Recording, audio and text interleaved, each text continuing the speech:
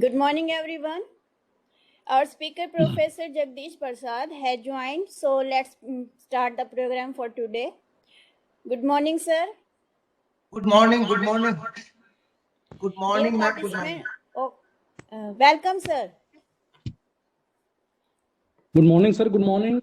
Good morning, Professor Rajiv. Good morning. Sir, very good morning to you, sir. Dear participants, welcome again to Thank you for 5 days joining. faculty development program on advanced mathematical techniques in engineering and technology, organized by Department of Mathematics, Maharshi Dyanand University, Rohtak, sponsored by AICTE Atal Academy. Today we are entering in the 4th day and 10th technical session of FDP. I would like to request now Professor Rajiv Kumar, coordinator of FDP, on the board to welcome our eminent speaker, Professor Jagdish Prasad. Over to you, sir. Thank you, Dr. Seema. A very good morning to each and everyone on the board. This is my proud privilege that on the 4th day of this FDP, we are welcoming a very eminent personality from Rajasthan, a man of statistics, Professor Jagdish Prasad, who is the institution in itself. I've been a professor in University of Rajasthan and occupied several positions.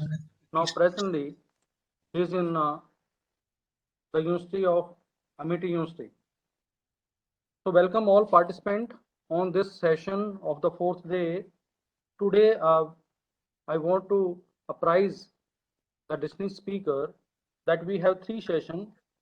The first session is being taken care by yourself, sir. That is on data analysis technique used in engineering and technology. Second session that will start from 12 p.m. noon, some statistical technique for engineering and technology. That will I take care of that session. And in the last post lunch session, we have sign petri nut and its application. That will be taken care by Professor Sanjita Kansal from DTU Delhi. I formally welcome Professor Jagdish Prasad ji from Amity University, Jaipur.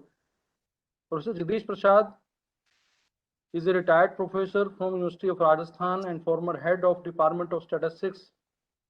Presently, he is a professor and coordinator at Amity School of Applied Sciences, Amity University, Rajasthan. He has more than 40 years of teaching and research experience, and he has 18 PhD theses and 12 MPhil dissertations.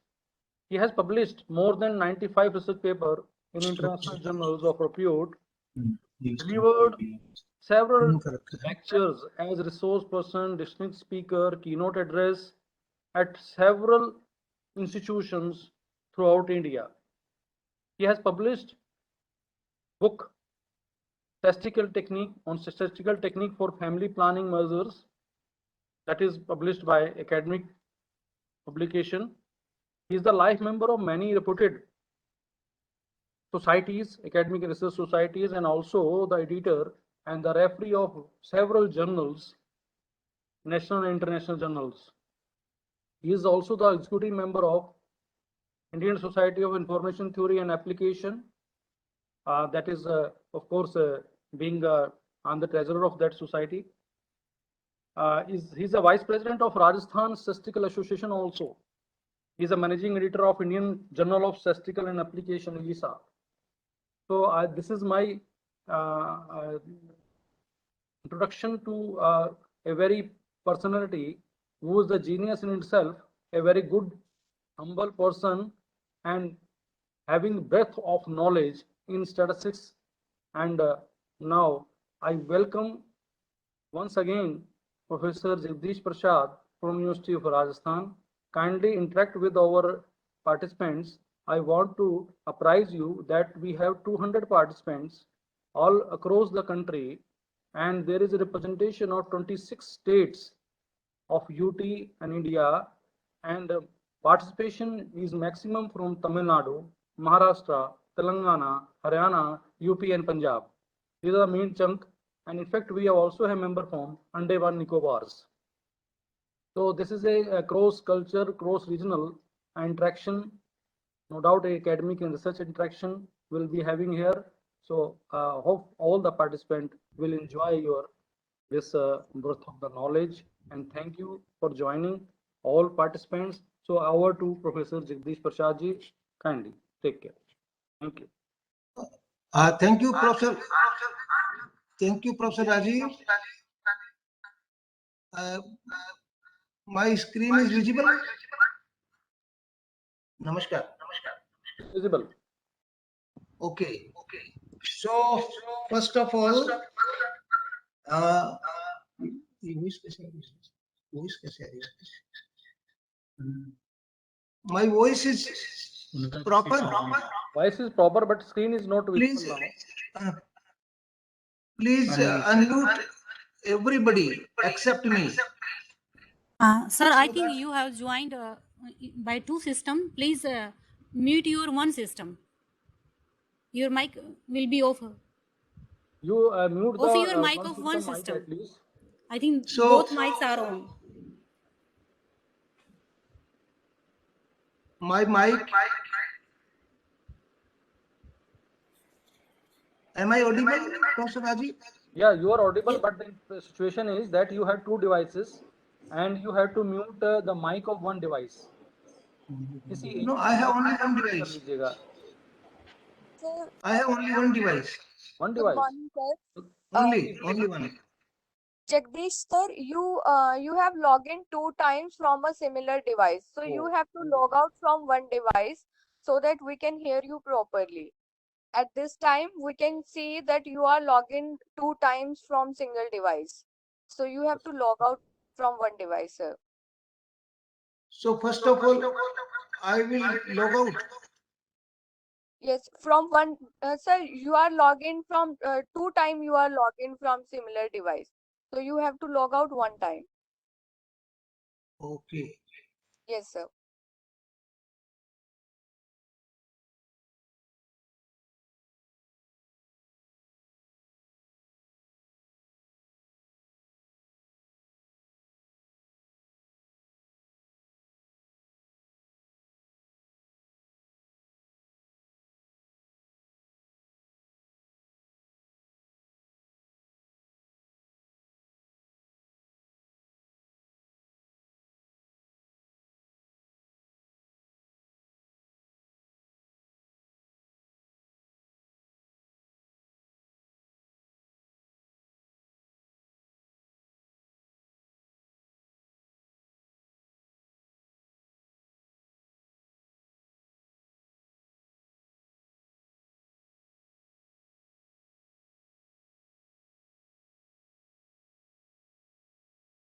Dr. Poonam, from the menu bar,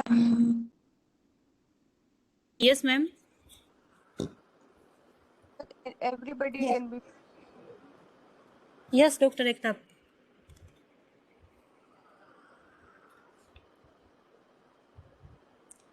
All the participants are requested, please on your camera. Now audible? It is an humble request. Yes, sir, you are audible. Okay. Comfortably? Yes, sir. Okay. Screen visible? Yes, sir. Yes. Okay. Thank you, Professor Rajiv. Okay. So now I will start my topic. Sure. First of all, I am thankful to MD University Rohtak, especially Vice Chancellor Professor Rajbir Singh ji, Professor Gulshan Taneja ji, Registrar MD University Rohtak, Professor Rajiv Kumar, HOD Department of Mathematics, MD University Rohtak, Dr. Seema Mehra, and dear faculty members of MD University, participants, ladies and gentlemen. First of all, I am giving special thanks to Professor Rajiv, who has selected a very interesting topic for FDP, that is Advanced Mathematical Techniques in Engineering and Technology. Friends, I can say this is the best topic that Professor Rajiv Kumar has selected for this FDP. It is fact that without mathematical techniques, without statistical techniques, you cannot move further, especially in research, or whenever you are doing any type of research, maybe engineering, maybe social science, maybe economics, whatever. Advanced mathematical techniques are required, I can say. Sometimes I told my student, without statistics, you cannot move a single step in any research. So today, Professor Rajiv Kumar has given me a very interesting topic in which I will cover more or less all statistical techniques, especially used in engineering and technology, but I will not go in depth because it's a very very wide topic, that is analysis of data. So here, data analysis is very important in all aspect of research. So here, data analysis, I will speak on what is the requirement of analysis, what is the need of analysis, what are the various techniques available for especially in engineering and technology. I have given in my PPT 1, 2, 3 examples which are basically applied in engineering research. So what I mean to say, friends, there are various technologies, so many technologies available in the literature. I will speak some of them. So my topic is basically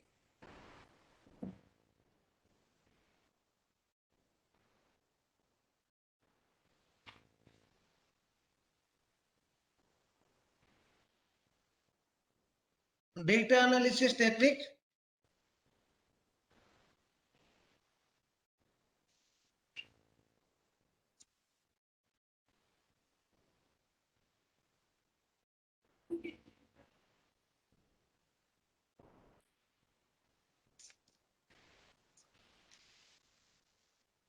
My topic is data analysis techniques used in engineering and technology. चुपचाप काम करना, बोलना ना धीरे से बोलना, ये mute रहेगा तो दिखेगी बस उनको. There is a disturbance. Yeah, participant, please Dr. mute Nina your Gupta? mic. Yes. Yes. If you don't, Is there any problem? no, sir, there is no problem. Okay. Okay. Yes, Okay. you can continue, please. Yes. Okay. So my topic is data analysis techniques used in engineering and technology.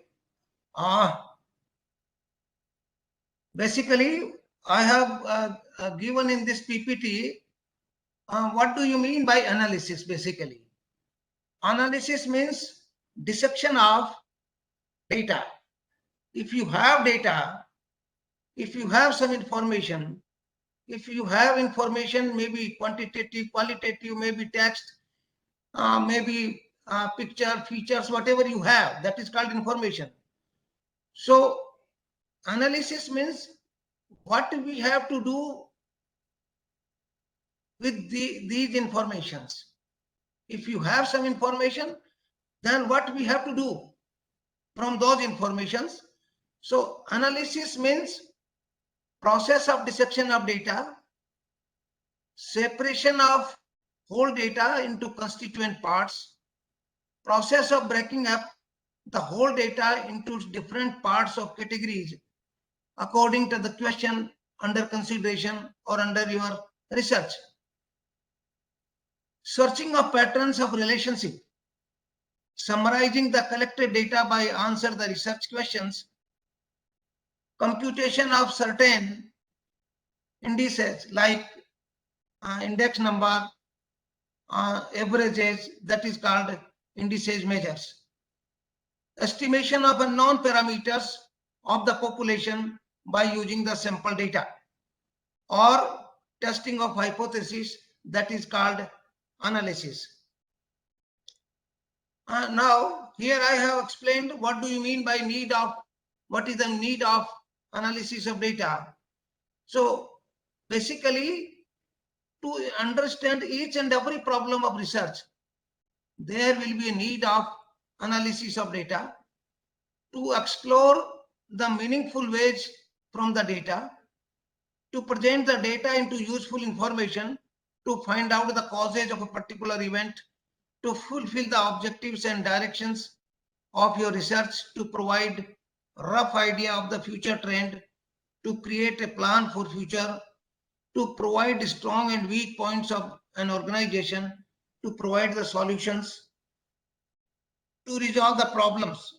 Problem may be engineering, maybe technology, maybe business, any, to improve the outcomes, to provide the answer to the research questions, to be used in testing of hypotheses, to compare performance, brand value, financial position of different organization, to provide emerging trend of a business, to establish the relation among the variables. And now, what is important in data analysis? Very, very important, I tell you. Those who are busy in their research through data, then these are very, very important. So if you have data, then you have to cleanse the data. That is very, very important. Means from data, you have to be very much specific to find out the outliers. Outliers means if I am considering the height of a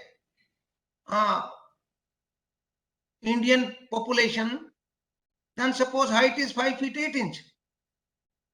Due to some error or due to some mistake, if I have written 15 feet 8 inch, it will beyond the range of Indian height, Indian person's height, Indian people height. So that is called outlier. So first of all, you have to be identified from the data. That is called detection of outlier.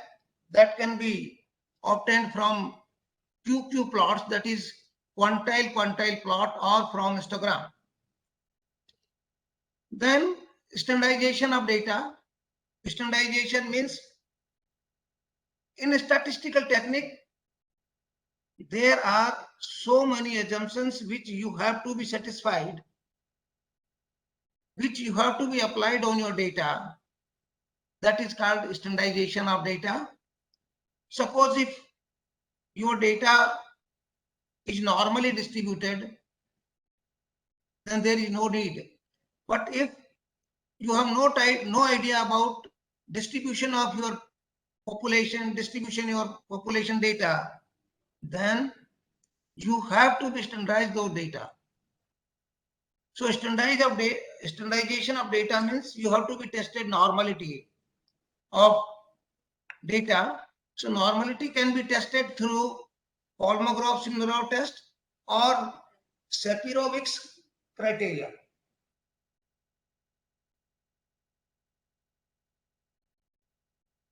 Now, if your data is not standardized one, if your data is not satisfy the Kolmogorov-Smirnov or Shapiro test, then if your data is positively skewed, then you can use root transformation. That is called transformation of data, which is very, very important, I tell you.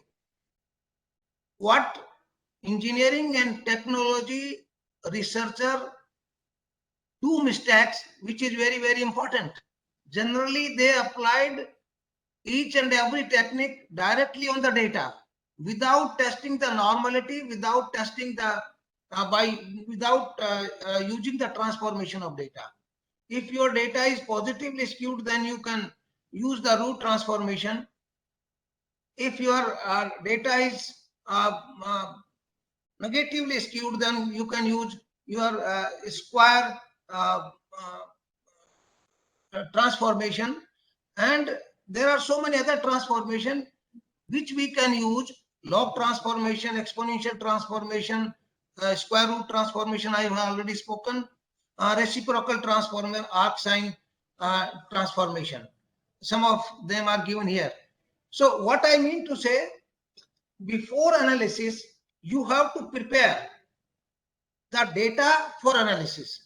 Then and only then you can find out a better answer, you can find out a better solution, or you can find out the best solution, optimum solution, if really your data satisfies the assumptions which are basically required. Now, next is very, very important, that is data interpretation. Data interpretation means whatever questions you have in your research, how will you interpret, how will you take a decision? That is called interpretation of data. So to draw proper inference from the collected data, we will apply interpretation. It gives answer the research questions. It gives what is important in the data. It gives why it is important. It gives what can be learned from these data. This is called interpretation of data. Now, friends, you have to be very much specific whenever you are interested to analyze the data. What is the ways to analyze the data? It is very, very important. What I mean to say, it is very, very important for every field of research, maybe social science, maybe engineering, maybe biotechnology person, maybe microbiology, bioinformatics, environmental science, everybody. If you have data, you have information, then you have to be very much specific that your data is of qualitative nature, your data is of quantitative nature, your data is of mixed type, your data is of text type. So you have to be very much specific, because in statistics, different techniques are available for quantitative data, for qualitative data, for mixed data, for text data, or for features, whatever, or pictures, pixels. There are so many techniques available in statistics to deal with such type of data. So you should be very much specific. I have already spoken. If you have data, then prepare the data for analysis. Then before applying any technique, you have to be very much specific which type of data you have. You have quantitative data, then there are different statistical techniques. If you have qualitative data, then different techniques. If you have qualitative quantitative mix, then different techniques. If you have text data, then different text analysis you have to be used. So I have mentioned over here, there are more or less 4 ways of data analysis. Now,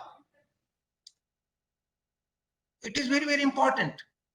Characterization of analysis. Characterization of analysis here means how you have data, how data you have been collected.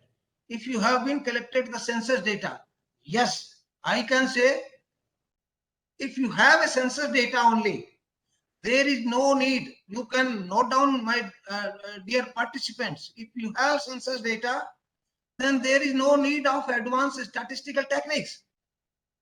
You can easily interpret, you can easily take a decision on the basis of bar diagrams, you on the basis of pie diagram, on the basis of percentage, on the basis of ratio, and so on. So, but if you have a sample data, then only diagram presentation, only percentage basis, only difference of bar diagram, you cannot take a decision. It is entirely wrong, because in experimental research, in engineering research, or any type of research, error may arise at any stage. Error may arise at any stage, or if you have taken a sample, here sample may be a 1%, sample may be a 10% of whole data, sample may be a 0.1% of whole data. It means you have already left out 99%, 90% information from the population. So if you have sample data, mind it clearly, you have to apply advanced statistical techniques, otherwise your research is meaningless, I can say. So this is very, very important. What type of data you have collected? If you have collected the data, census data, means you have considered whole population, then there is no need of advanced statistical techniques. You can simply apply simple statistical techniques only. Now, next is if you have sample data, then you have to be very much careful about what type of data you have, what type of sample you have, large sample or small sample. Yes, it is very, very important, because for large sample, different statistical techniques are available. For small samples, different statistical techniques are available in the literature. I will speak about some of them. So my basic point is, whenever you are going to apply any statistical techniques, following things should be kept in mind. Otherwise, you will be loser. Your decision will have some error, I can say. Now, I have divided the statistical data analysis or quantitative data analysis. I have specifically mentioned here quantitative data analysis. Types of data analysis, basically, I have mentioned over here. In engineering and technology, generally we do experiment. So we have experimental data. Those experimental data are of quantitative nature, generally, I can say. In social science or social science research, we generally use qualitative data. So specifically, I have mentioned over here quantitative data analysis. Quantitative data analysis means if you have quantitative data are those data which can be measured numerically, which have some physical unit, which have some mathematical manipulation. Mathematical manipulation means over here, we can add them, we can subtract them, we can divide them, we can multiply them. Those data are called quantitative data. So here, quantitative data analysis, I have divided into three categories: univariate data analysis, bivariate data analysis, and multivariate data analysis. Whenever you are applying any technique, statistical technique for analysis of data, first of all, you have to see you are considering only one variable, then you have to apply only univariate data analysis. When you have two variables under consideration simultaneously, then bivariate data analysis. If you have considered more than two variables, then multivariate data analysis techniques you have to be used. Now, friends, if you have variable under study is only one,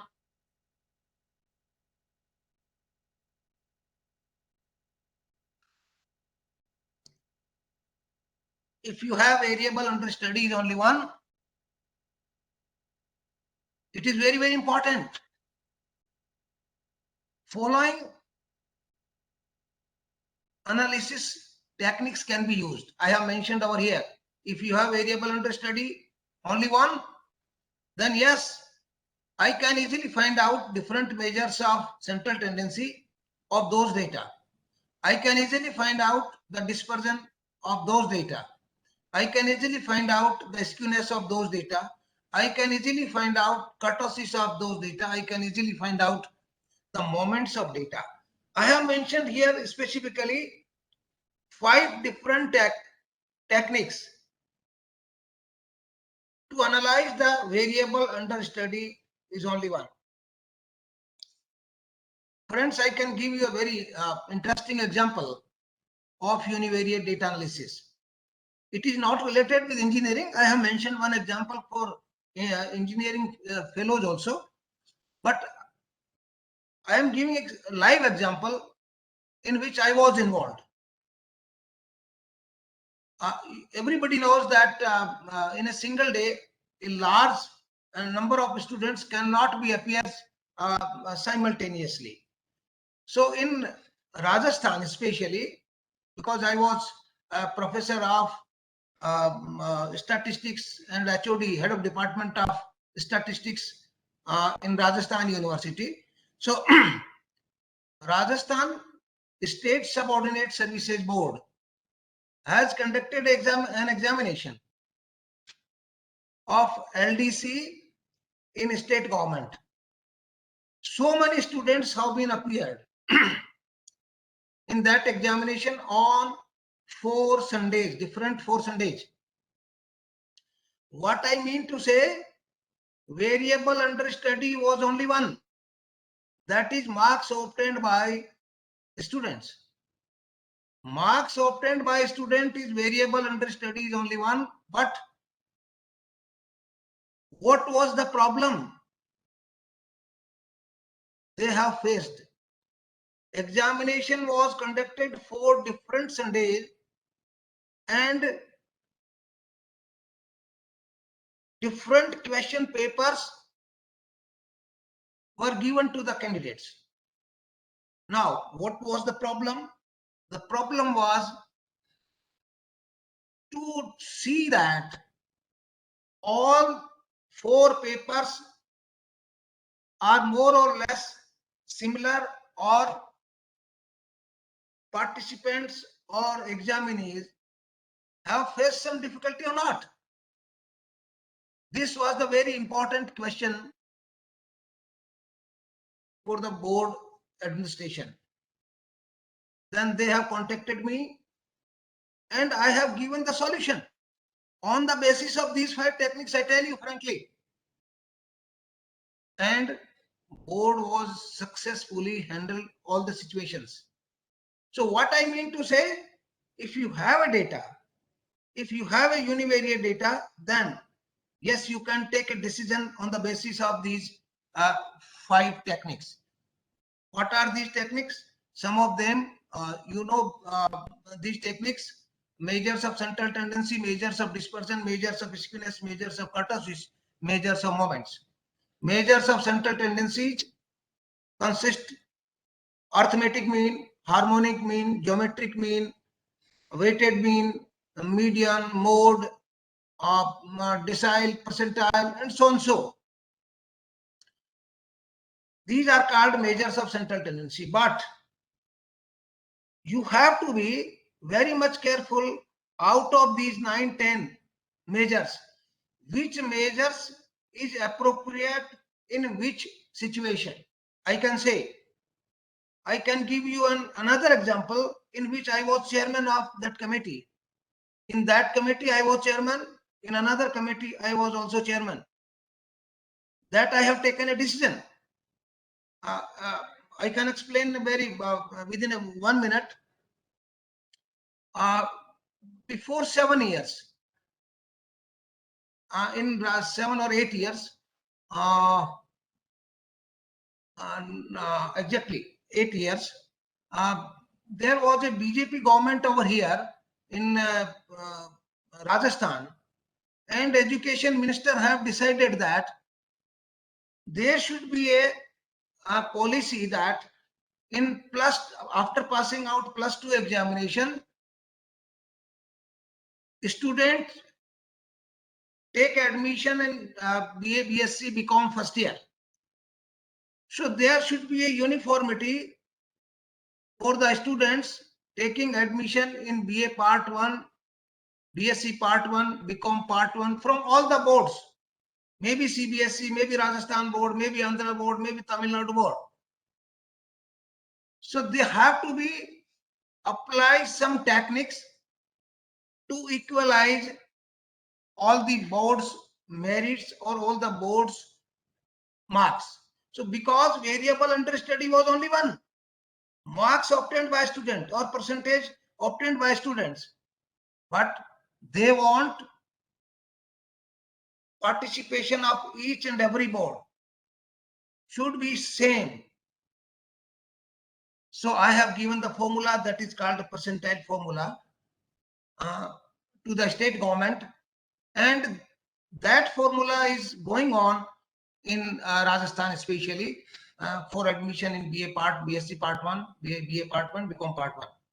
So what I mean to say, univariate data analysis is very, very important, but which technique will be appropriate in which situation, that is very, very important. So I have given the measures of different central tendencies: arithmetic mean, geometric mean, harmonic mean, weighted mean, quartile, decile, percentile, median, mode. Similarly, I have given the measures of dispersion. There are two types of measures of dispersion: absolute measures and relative measures. Relative measures are very, very useful whenever you are interested to compare two or more univariate understudy. Then relative measure of dispersion is very, very important. Otherwise, if you have only one firm, one company, and then you are interested to find out the dispersion, then absolute measure of dispersion is sufficient. So whenever you are interested to compare relatively, then relative measure of dispersion is very, very important. I can show you one example also. Here I have given one example for you, especially for engineering. Those who are from statistics, those faculty who are from mathematics, they know each and everything. I have mentioned over here the use of mean and variance in electronics. Engineering faculty persons or fellows or students knows about what is electronics. I have given here 6 different tests was conducted under 4 conditions using different wireless cards and locations. So I have calculated over here, which is very, very important. Electronics persons knows SNR. SNR is nothing but it is signal to noise ratio. Signal to noise ratio, the formula of signal to noise ratio is mean divided by standard deviation. I have already spoken. Mean is measures of central tendency and standard deviation and measure of dispersion.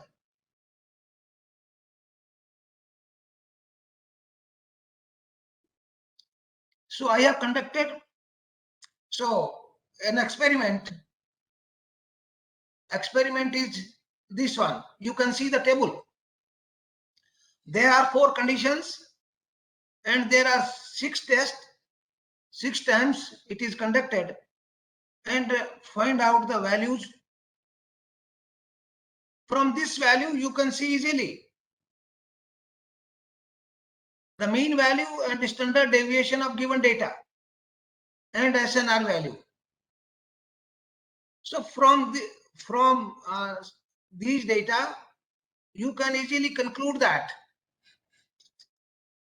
condition 3 is the average is mean is 20.17 and lowest is 2.15.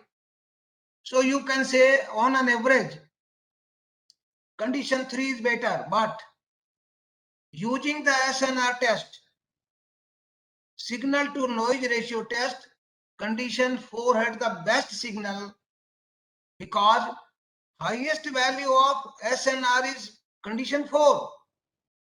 So on the basis of mean you cannot take a decision. You have to be used another measure that is called standard deviation. So SNR, signal to noise ratio, is nothing but it is mean divided by standard deviation, that is 14.09. So I have mentioned over here test condition 4 had the best signal to noise ratio among the 4 test conditions. While condition 3, yes, average of condition 3 is maximum, but not even as good as condition 2. So I have mentioned over here, researchers generally of ET face similar scenario in many projects. So they consider only average, but that is not sufficient. So this example provides a simple application of the use of statistical tool in solving engineering problem. So whenever you, here I have only one variable under study. So I have applied only univariate data analysis, in which we have used measures of central tendencies and measure of dispersion. I have not mentioned in my PPT what is the formula of standard deviation, what is the formula of mean. You can see easily, or in these days, you have a software.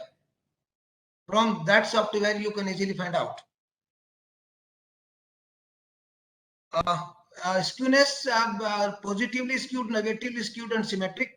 Similarly, kurtosis measures the peakness of the curve. If you have a curve, then you can easily identify the peakness of the curve by using the leptokurtic, mesokurtic, and platykurtic. Now, come to the very important topic, because in these days, we are not considering only single variable, not only one variable. We are considering more than one variable in each and every research. So what we have to do, if you have more than one variable, maybe two, maybe more than two. So bivariate data analysis is very, very important. Bivariate, I have divided bivariate data analysis in two categories. One is interdependence method and other is dependence method. Friends, listen carefully, especially those who are involved in research. You have to be very much careful about these two meanings, interdependence and dependence. Whenever more than one variable is there, then you have to be very much sure about these variables have some interdependence or not. If there is no interdependence, mutual dependence, then there is no need to go for bivariate or multivariate. Without their relationship, without their correlation, there is no meaning of further do research, means bivariate or multivariate. Because if both the variables have no connection, no relation, no correlation, no covariance, then there is no need to go for correlation analysis, for regression analysis, or multivariate data analysis. So I have mentioned over here, interdependence method is in bivariate correlation analysis, or dependence method is simple regression analysis. Here interdependence means you have no idea about which variable is independent and which variable is dependent. Friends, here independent and dependent, what does it mean? I will give a simple example for independent and dependent variable. Intensity of heart attack, everybody knows. You all are mature. Intensity of heart attack is dependent variable. Cholesterol level is independent variable. Independent variable is that variable which affects the dependent variable. So cholesterol level is independent variable and intensity of heart attack is dependent variable. So for correlation analysis, you have no idea about which affects which variable. So both variables are mutually dependent to each other. That's why it is called interdependence. And dependence method means you have an idea. You have idea about which variable is independent and which variable is dependent. In that situation, we have to apply regression, simple regression analysis in bivariate data. Now, friends, next is multivariate data analysis. It is very, very important for each and every researcher. I have not given any mathematical formula for any calculation. I am basically interested to explain when or where you can apply statistical techniques, especially univariate, bivariate, multivariate. And I have given one example for univariate data and one example for multivariate data analysis. Friends, I can say I am a man of design of experiment, which is very, very important, I tell you, for all engineering. Because whenever you are conducting any experiment, you have to be designed, first of all, that experiment. If you have properly designed that experiment, then a suitable analysis can be done, otherwise not. So what I mean to say, I am a man of design of experiment. Yes, I am a theoretician, no doubt about it. From 1942, I can say 1980, lot of theoretician has done lot of work to develop different statistical techniques which are going to apply in these days. I can salute R.A. Fisher, I can salute Pearson, I can salute C.R. Rao, I can salute P.C. Mahalanobis. All have contributed a lot in theoretical statistics. Nowadays, applied statistics is very, very popular, I tell you, in each and every faculty, in each and every discipline, each and every branch. Statistical techniques, theoretical formula of statistical techniques are used. Presently, I am in Amity University as professor of statistics, and I am looking after research also. We are going to apply different statistical tools and techniques in different disciplines. One of my student has completed her PhD in management by applying various techniques on banking system, especially NPA or bad banks. Similarly, one of my students has completed her PhD in biotechnology. Recently, one of my paper has been published in a Nature magazine with biotechnology student, biotechnology faculty also.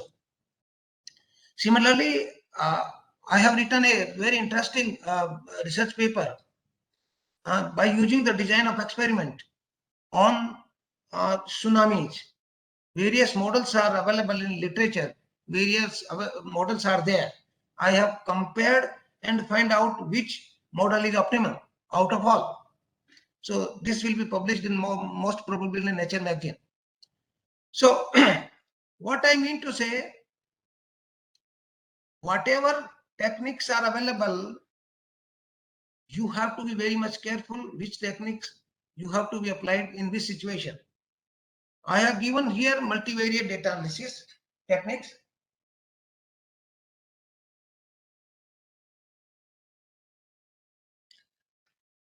Which is very, very important. What is important? Every statistical technique follow some conditions, some assumptions that should be satisfied by the researcher.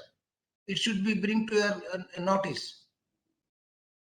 What I mean to say, which is very, very important. So here I have mentioned there are two types of analysis. One is called dependence methods, as I have earlier spoken about bivariate. Similarly, I am speaking about in multivariate data analysis, dependence methods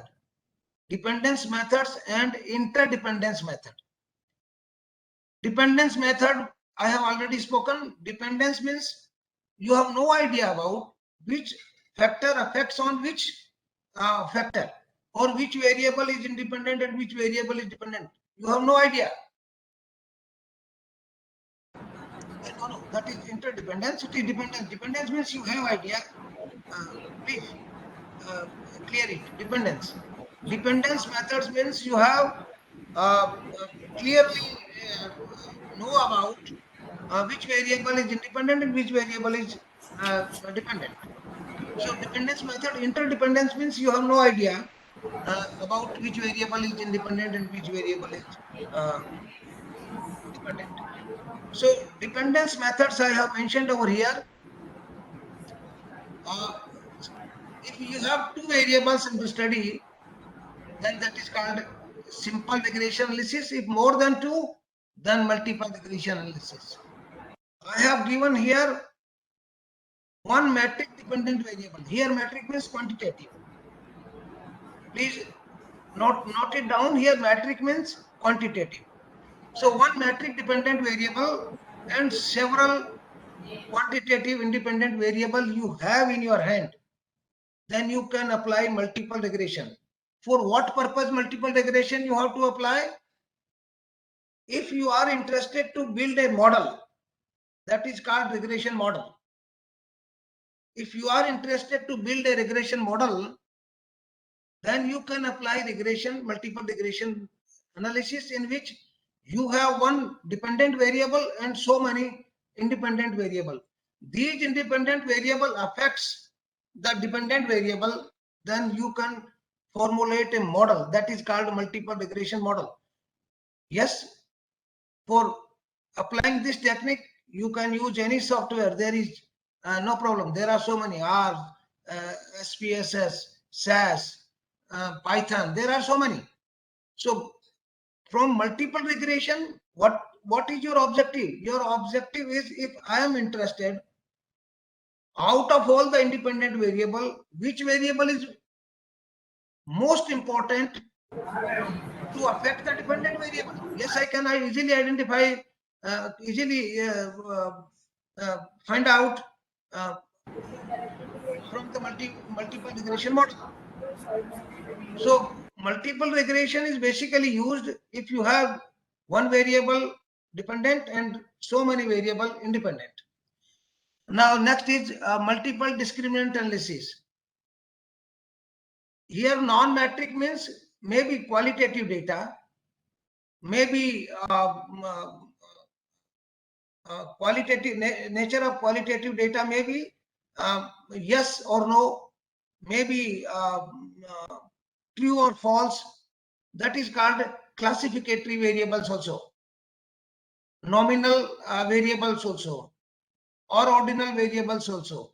So multiple discriminant analysis can be a classificatory variable in which your dependent variable is non-metric. Non-metric means classificatory. Classificatory means maybe yes or no, maybe true or false, maybe 0 or 1, and many independent variable which are of quantitative nature. Yes, we have developed a model on COVID-19, death of COVID-19. We have developed a model because DST has given me a grant to me and IT persons of Amity University. DST Serve has given us a project. We have applied multiple discriminant analysis on that way, those variables. So many variables are of independent variables, and one variable, either he will be survive or he will be died. So there are dependent variable is either died or either he will survive or she will survive. So that is, we have applied discriminant analysis and we have obtained a model through machine learning, where we have used IT persons and computer science persons. Now similarly, multivariate analysis of variance, which is very, very important. If you have more than one dependent variable, listen carefully. If I have more than one dependent variable and so many independent variables which are of nature of qualitative or maybe categorical, then multivariate analysis of variance can be used. There are two types of analysis of variance. One is called multivariate analysis of variance. Other is called univariate analysis of variance.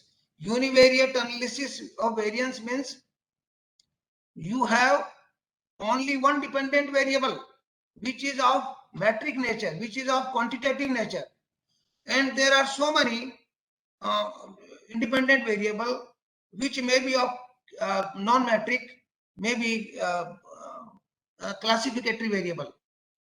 So in that situation, we will use analysis of variance technique, which is very, very important. I tell you, every more or less every engineering researcher is used this technique that is called analysis of variance technique. You can search on the Google.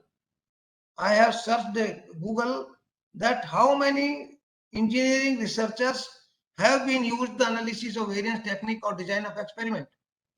More than 18% research have been done on the basis of design of experiment techniques.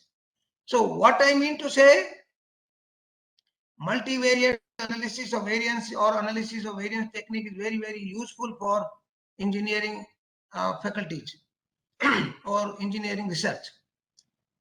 Next is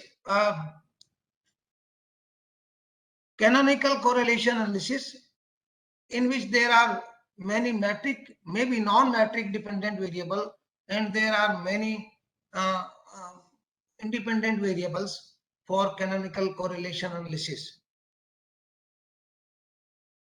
And next is interdependence method. I have already spoken about some of them. Dependence methods for multivariate data analysis. Here I am giving the analysis of interdependence methods, where you have no idea where you have no idea about which variable is independent and which variable is dependent. But I have already spoken, whenever you are applying the multivariate or bivariate data analysis, mutual dependence is essential. Otherwise, you cannot apply, you should not apply the bivariate and multivariate data analysis techniques. So interdependence methods here means you can apply factor analysis. Factor analysis where you have so many variables, maybe all variables are independent. Maybe independent means mutual dependence are there, but you cannot say which is independent and which is independent variable. All variables have of metric nature, means quantitative nature. So you have so many variables. Now, in which situation factor analysis is useful? If you are interested to condense those variables, if you are interested to condense the number of variables, then factor analysis is very, very useful. Or whenever you are interested to find out the out of all variables, which variable is most dominant out of all, you can easily find out from the factor analysis. So factor analysis is very, very important. If you have so many quantitative variables and you are interested to condense those variables, and out of those condensed variable, you can easily find out which variable is more prominent, more important for your purpose. Whatever purpose, whatever objective you have taken into consideration. So this is called factor analysis. Now, similarly, if you have so many metric variables, then you can easily apply cluster analysis. Listen carefully. When factor analysis is you have to be applied, and when cluster analysis is you have to be applied. Here, listen. Cluster analysis. What cluster analysis technique does? This technique is basically grouping the subjects, clustering the subjects, means you have so many information of so many persons about their income, about their living standard, about their agriculture, and so and so. And you are interested to cluster them as per their variables closeness. Variables, income, type of house, agriculture, so many. On the basis of these information, you can club, you can cluster them, you can group them. That is called cluster analysis. In factor analysis, basically what we have done, we have grouped all the variables only. Here we are grouping the subjects only. Similarly, multidimensional metric and non-metric scaling, latent structure analysis, and so many other techniques are there. But generally, factor analysis and cluster analysis, engineering persons used these techniques. Now, I have spoken some of them. There are so many multivariate techniques, but out of all, which are very, very useful for engineering researchers. Here I have mentioned, if you have sample data, then I have divided the analysis of sample data. Here inferential analysis means sample data analysis or inferential analysis. It is one and the same thing. So there are three types which are important for sample data. One is called parametric data analysis, non-parametric data analysis, and sequential data analysis. Generally, engineering researchers used parametric data analysis and sequential analysis, not non-parametric data analysis. Non-parametric data analysis generally used by social science persons, psychology persons, or economics researchers. Those researchers use these non-parametric data analysis, but engineering students or engineering researcher used parametric data analysis mostly. Now, therefore, I have mentioned over here parametric data analysis. Parametric data analysis, I have categorized large sample and small sample test. Large sample test means if sample size is large. Sample size is large, maybe 60, maybe 70, maybe 100, maybe so and so. But I can say each and every test in statistics, you can write down very specifically. Each and every test in statistics is meant to test a particular hypothesis. You cannot use any test statistics for any hypothesis. No. Every test is basically meant for a particular testing of hypothesis purpose. And there are so many conditions and restrictions for every test that should be followed, that should be properly checked by you. So I have mentioned over here large sample test.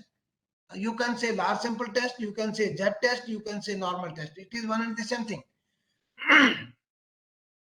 So in some literature, you will see large sample test. In some literature, you can see Z test or normal test. So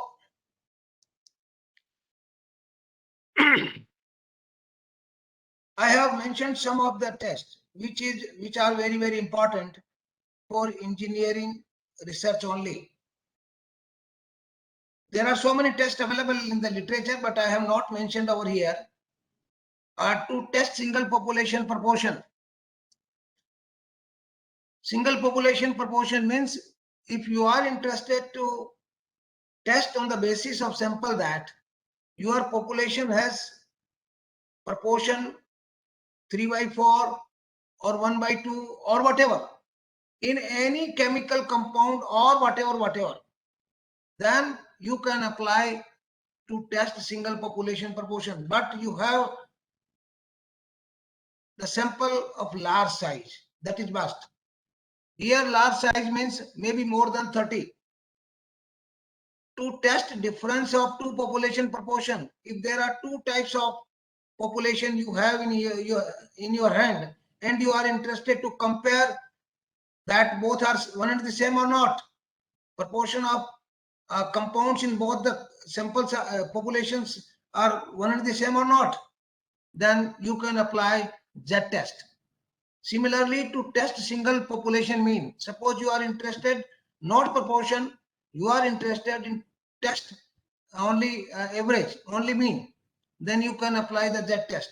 Similarly, to test difference of two population means, yes, you can apply Z-test. But if you have more than two population means, if you are interested, then you can go for analysis of variance. That is called ANOVA. So if you are interested to test single population proportion means, yes, you can apply Z-test. If you are interested to compare two population means, suppose I am interested to compare the average of, I have earlier given in the example also, sampled example of SNR. If I am interested statistically, then that was the formula for SNR. On the basis of SNR, I have calculated. But if statistically I am interested to calculate, then I can apply, because sample was not so large, conditions was 4. So I was interested to compare these 4 groups. Then I can apply analysis of variance technique also. So that was on the basis of only mean and standard deviation, but I can apply the analysis of variance technique on that example also. So it is if sample size is large, then we can apply these 4 tests. You can apply these tests on the software also. There is no issue. But what is important over here for applying that test? Population standard deviation.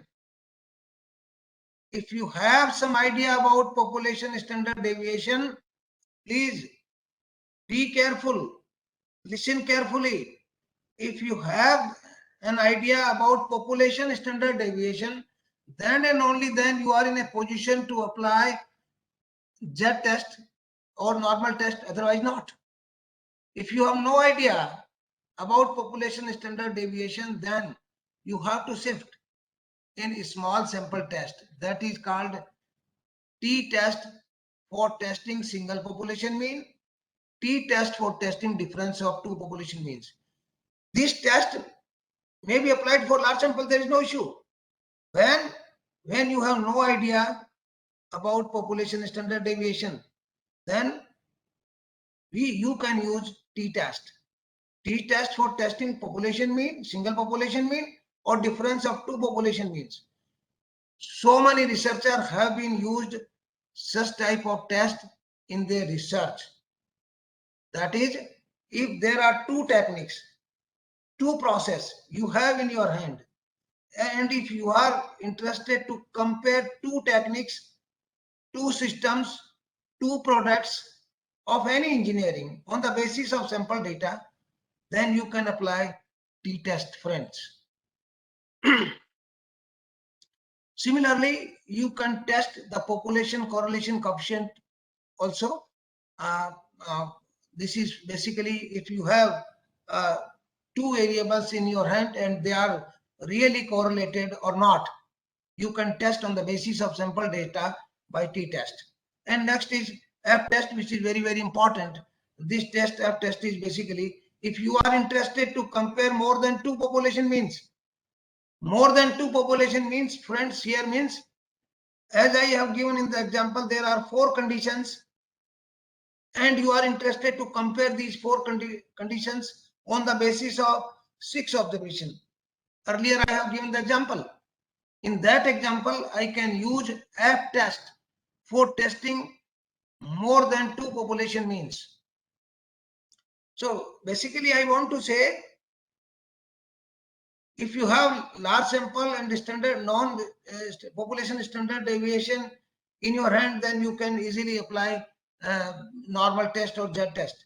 But if you have no idea about population standard deviation and you are interested to test single mean or difference of two population means, then you have to apply t-test. And if you have more than two population, then you can apply f-test. This f-test or analysis of variance technique is more or less same. I have mentioned over here some non-parametric technique also, but generally engineering persons are least interested in non-parametric data analysis because they have in their hand only quantitative data of any experiment. But if you have some qualitative data and you are interested to compare or to check, if you have two different attributes, qualitative, then you can apply chi-square test. Similarly, if you are interested to test difference of two population means by qualitative data, then Mann-Whitney U-test you can apply. Similarly, if you are interested to test more than two means for qualitative data, then non-parametric analysis of variance technique can be applied, that is called Kruskal-Wallis test. This is called non-parametric analysis of variance technique. Now, I have mentioned here because time is very short, but I can explain nomenclature of data analysis. Generally in software, you can see descriptive analysis. Friend, descriptive analysis is nothing but it is basically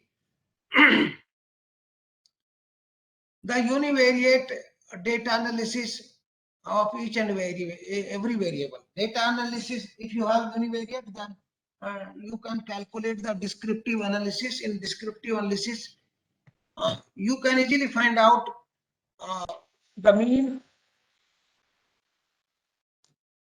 You can easily find out the mean, median, mode, standard deviation to those measures of central tendency. And similarly, dispersion also range, standard deviation, quartile deviation, and their range.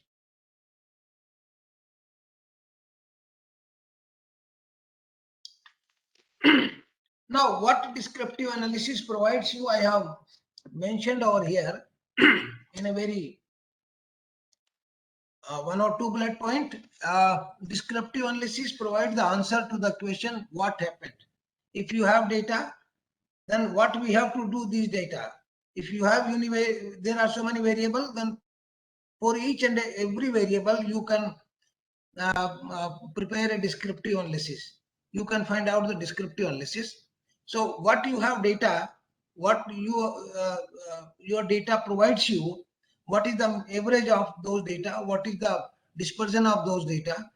So data is presented in a meaningful, that is called descriptive analysis.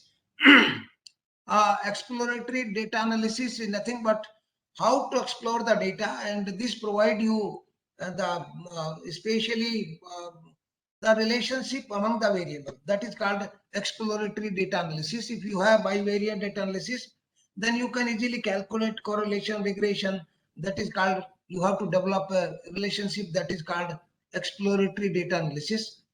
In exploratory data analysis, you can create the hypothesis also. So this is called exploratory data analysis. Diagnostic data analysis is nothing but it gives the answer why it has been happened. What is the reason behind this correlation? You can easily find out the regression model in this diagnostic analysis. It's a simple nomenclature. So if you are interested to find out the regression model, then you can say yes, you are doing the diagnostic analysis.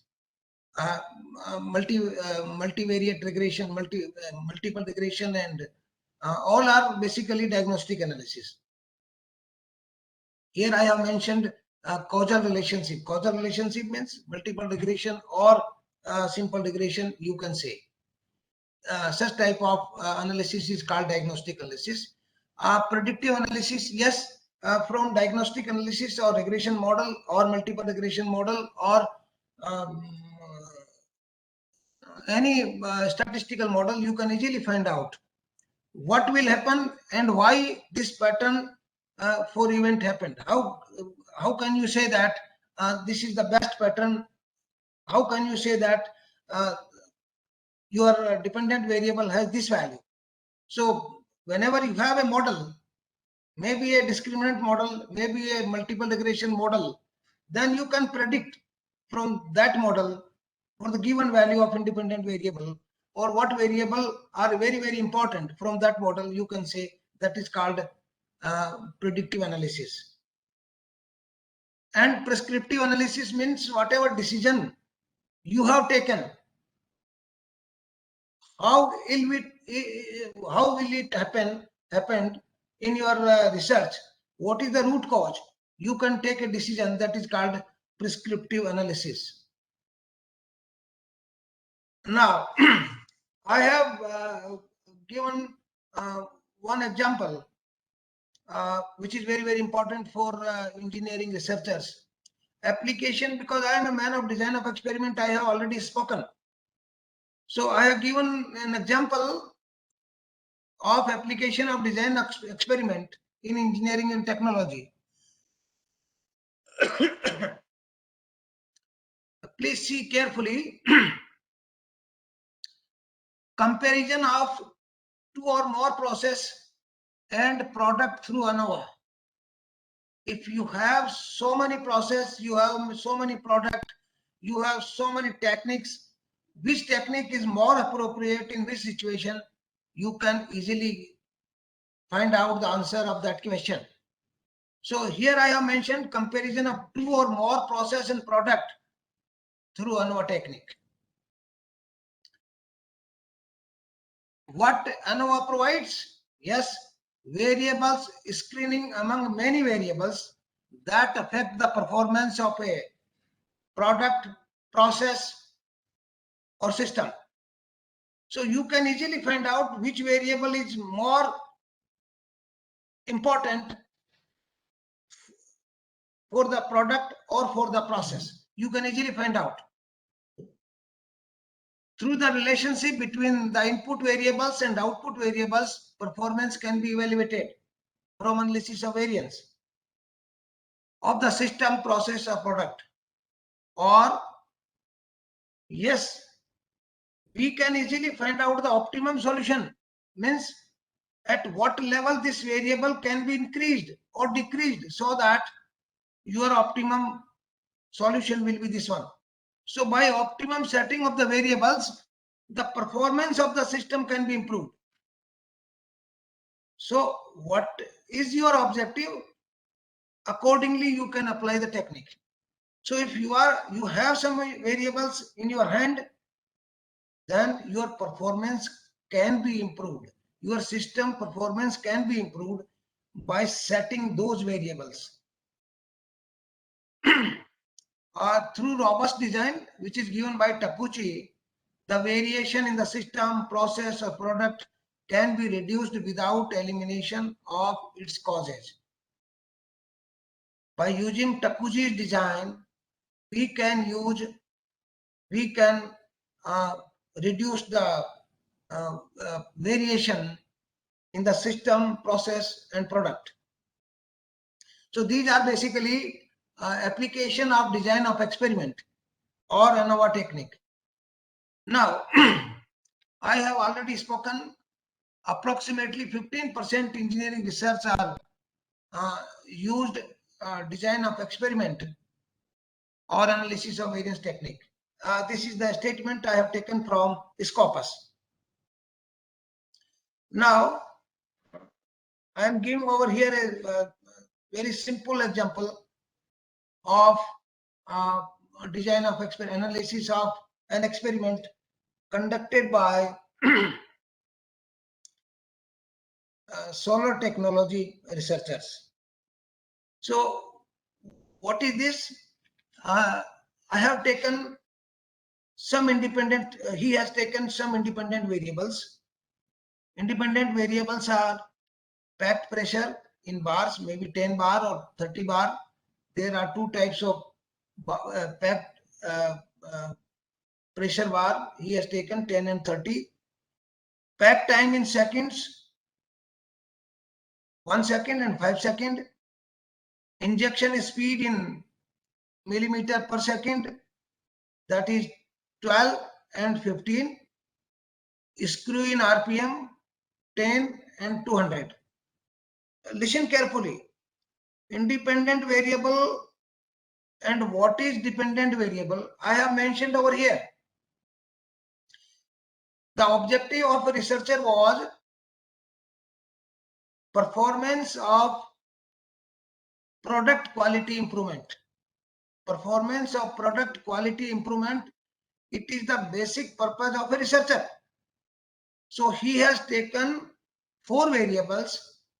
One variable is pack pressure, other variable is pack time, third variable is injection speed, fourth variable is screw in RPM. So he has taken 4 variables in his research, and basically he is interested to find out out of these 4 variables or 4 variables at different levels. Factor A is taken at 2 levels, 10 and 30. Factor B is taken at 1 and 5, means pack time is 1 second and pack time is 5 seconds. Similarly, C is taken at 2 level, 12 and 15. D is taken as 100 and 200 level. Listen carefully. There is a very important technique in design of experiment that is called, because researcher has conducted a factorial experiment. There are 4 factors, A, B, C, and each factor has 2 levels, 10, 30, 1, 5, 12, 15, 100, 200. So basically he has conducted a factorial experiment. Factorial experiment, there are 4 factors at 2 levels. So what he has done, he has taken 2 raised to power 4. 2 raised to power 4 means there are 4 factors, 2 levels. Total number of treatment combination will be 16. Total number of treatment combination will be 16 means he has taken pack pressure 10, pack time 1, injection speed 12, screw RPM 100. This is one factor. And he has taken the observation. So other factors, that is clamping pressure, injection pressure, melting temperature, it has been fixed. That is called in control. And dependent variable is flash formation. Flash formation he has noted down for all the 16 combinations. For all 16 combinations, he has noted down flash information. On the basis of this flash information, analysis of variance technique has been applied. Analysis of variance technique has been applied through SPSS or whatever software he has. What he has been find out in his research by applying analysis of variance technique. Listen carefully, see carefully. He has applied 2 raised to power 4 factorial experiment, and analysis of technique was used. And what he has found out? He has found out that B is not contributing. Factor B is not contributing in flash formation. So for further analysis, B can be dropped. Then he has considered only 3 factors for further research. So he has conducted then 3 factors as 2 levels, deleting the B factor. And he has obtained, that is called 2 raised to power 3, means only 8 observations, because 2 raised to power 3 means 8 treatment combinations. He has considered and applied the analysis of variance technique, and what he has obtained that factor A, factor C and D are important, and factor AC and CD are also important. So what I mean to say, factor A, C, D and interaction AC and interaction CD are significant. So on the basis of significance of these factors or interactions, he has developed a regression model. What was that model? That model was Y. Y is nothing but it is flash formation. What is X1? X1 is factor A. What is X3? Factor C. What is X4? Factor D. What is X1, X3? Interaction AC. What is X3, X4? Interaction CD. So from this we can easily find out the flash formation will be more if I can increase the variable or factor 3. If I increase the value of X3, value of 3, then it will contribute more. Similarly, interaction CD will contribute more, but interaction AC will contribute less because it is minus 1.3 X1, X3. So from this analysis, you can easily conclude how can you improve your flash formation. This is very, very important for engineering research. On the basis of sample data, he has developed such type of model, which is very, very important. I have given one more example. It is for chemical engineering. Everybody knows, especially chemistry persons or chemical engineering persons. Here, the objective of the researcher is product quality improvement.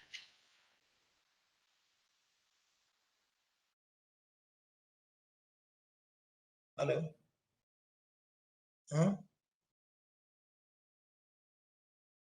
हाँ doctor तनु, मैं अभी class में हूँ, बताएं आपको बात बाद में बात कर लें? हाँ नहीं, मैं वो क्लास में था। हाँ बताएं। करेंगे, मैं क्लास से फ्री होता हूँ फिर करते हैं। मैं क्लास से फ्री होकर okay.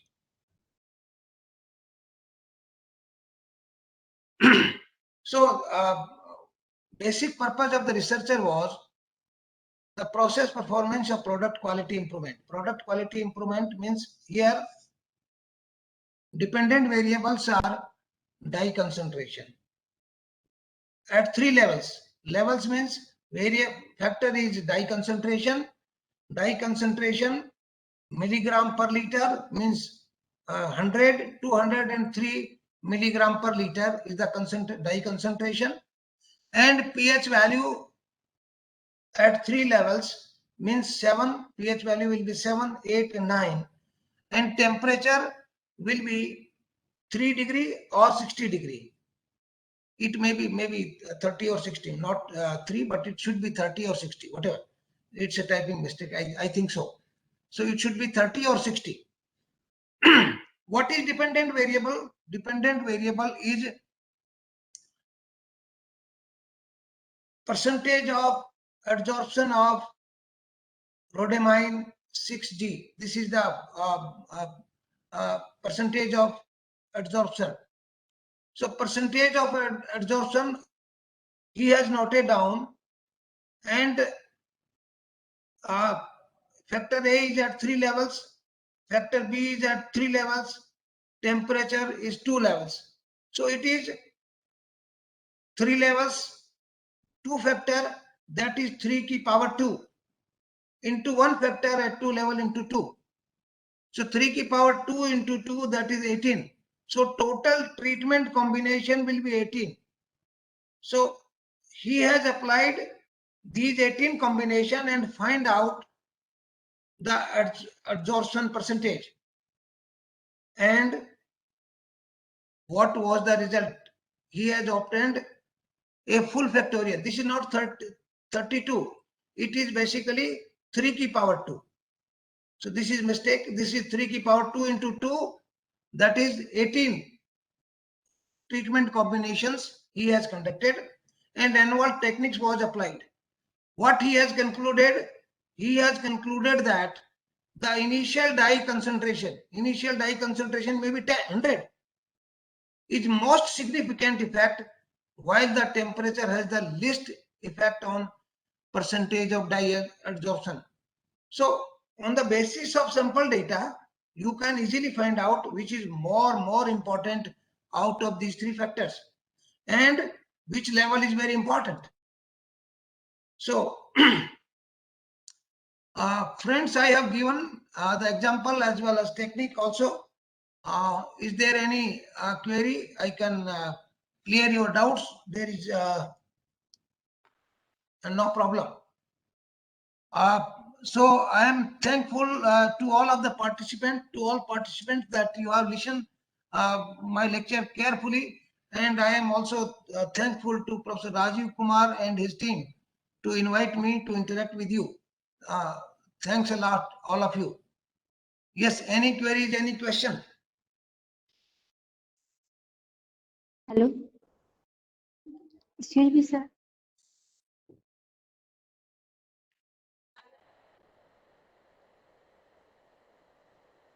You are audible. Yes, Hello. ma'am. Yes, ma'am. Yes, Sir, Dr. Seema Rani, please ask question. Yes, sir. How I can decide which factor is significant or more significant or not? Very good question, because I have not given the analysis of various. Whenever you will apply any technique through SPSS or any software, there will be a system in SPSS or any that will give you that it is significant, it is not significant, or there are basically 2 ways to decide which is significant or not. One is for p-value, other is for calculating tabulated value and calculated value. If your calculated value of statistics, test maybe Z test, maybe F test, whatever. If calculated value of that F test or T test is greater than the tabulated value, then you can say your hypothesis or your whatever you want is significant. Otherwise not. Similarly, if p-value is less than a particular level of significance, maybe 0.05, maybe 0.01 or whatever that you have been fixed, then you can say significant. But if p-value is larger than 0.05, then you cannot say that it is significant. There are 2 ways generally we used. But in every software, it is available. You can see it is significant or not. Okay, sir. Thank you. Okay, any query, please? Okay, I think there is no query. Okay. So, sir, talk about what is data, then why we are using data analysis, and how to use it, and how to prepare data for analysis, and after preparing the data, how to standardize the data, how to interpret data analysis, and then he told us there are mainly 4 ways of data analysis. And again, if we have census data, then the diagram is enough for collecting the data, and there is no need to take any other kind of test if we have census data. But this is not obvious and not true for the sample data. Then he talked about characterization of analysis. In that he discussed about collection of data, then size of samples. And then he told us quantitative data are of mainly 3 types: univariate, bivariate and multivariate. And in univariate, we talked about measure of central tendencies. Then in bivariate data analysis, he talked about interdependence method and dependent methods. And again in multivariate data analysis, he talked about dependent method and independent method. In independent methods, he discussed about factor analysis, cluster analysis, and multi-dimensional matrix and latent structure analysis. And he also told that factor analysis is mainly focused on the group variables. And then he told us that there are mainly 3 types of sample data analysis: parametric, that is useful for the engineer, and then non-parametric test, this is mainly used by the socials, economists, and then he talked about sequential data analysis. After that, he told us every test is useful, but we have to know that which test is useful and what kind of hypothesis which we are testing. So according to that, we have to apply the test. Sometimes we have data, we can apply any kind of data, but we have to focus that what type of hypothesis we have. Then he talked about application of design of experiment in engineering and technology and social energy in chemical engineering. So this is very nice and fruitful session for all of us. Then on the behalf of the organizing team, I would like to thank eminent speaker, Professor Jitendra Prasad, Jagdish Prasad, for giving a such nice and fruitful talk on the data analysis. Thank you so much, sir. It was very nice lecture. Thanks to all of you. Thank you very much. Okay. Good day. Same to you, sir. Good day, you too. Okay, participants, now it's time for tea break. So we will meet at Thanks to all 8 sharp. participants. Thanks to all participants. If there is any doubt, you can discuss with me. My telephone is with Professor Rajiv. You can discuss with me anytime. There is no issue. Thank you so much, sir. And Professor Rajiv, thank you very much on data analysis, and this for is inviting me. Thank you very much. We will meet again. Namaskar. Thank you.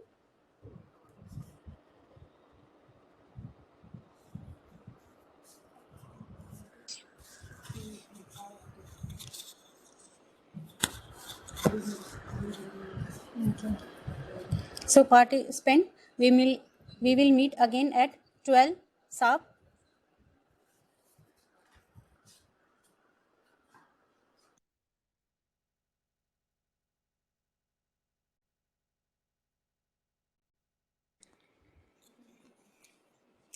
For attendance, the link is available in your chat box. Please mark your attendance in front of your name.